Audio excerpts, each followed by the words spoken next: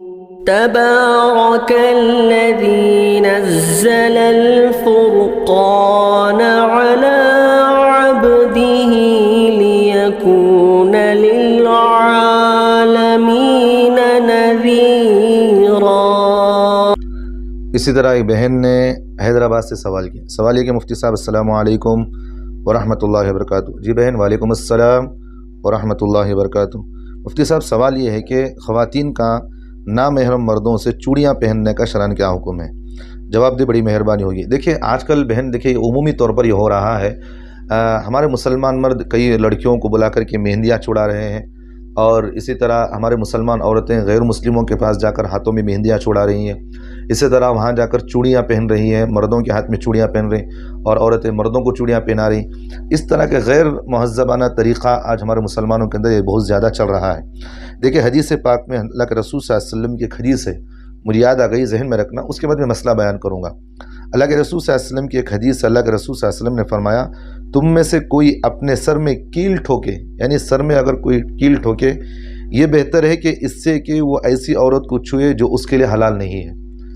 بات سمجھ میں آ رہی؟ جو عورت اس کے لیے حلال نہیں ہے، اس عورت کا، اس آدمی کا چھینا، اس کو چھونا، یہ بہتر یہ ہے کہ اس سے بہتر یہ کہ اپنے سر میں وہ کیل ٹھوک لے، اس تکلیف کو برداشت کر لے۔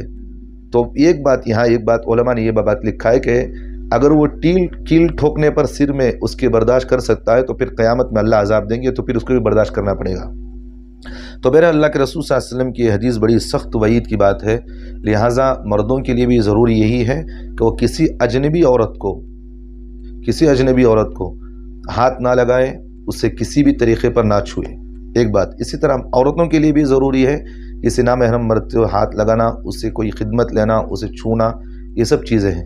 تو لہٰذا آپ دیکھا جاتا ہے کہ بھئی مہندیاں چھڑانا اور اسی طرح چوڑیاں پہننا ایک عمومی مزاج ہمارے مسلمان، عید کا بھی موقع آیا تو کئی عورتیں، ہماری مسلمان عورتیں غیر مسلم مردوں کے پاس جا رہی ہیں، اور مسلمان مرد بھی ہیں اور غیر مسلم مرد بھی ہیں، وہ بیٹھ کر فیشن کے طور پر ان کو مہندیاں چھڑا رہے ہیں، ان کو چوڑیاں پہنا رہے ہیں۔ حالانکہ اللہ کے رسول صلی اللہ علیہ وسلم کی حدیث کو یاد رکھنا چاہیے، بہتر یہ ہے کہ وہ اپنے سر میں کیل ٹھوک لے، اور اس عورت کو چھونے سے بہتر ہے۔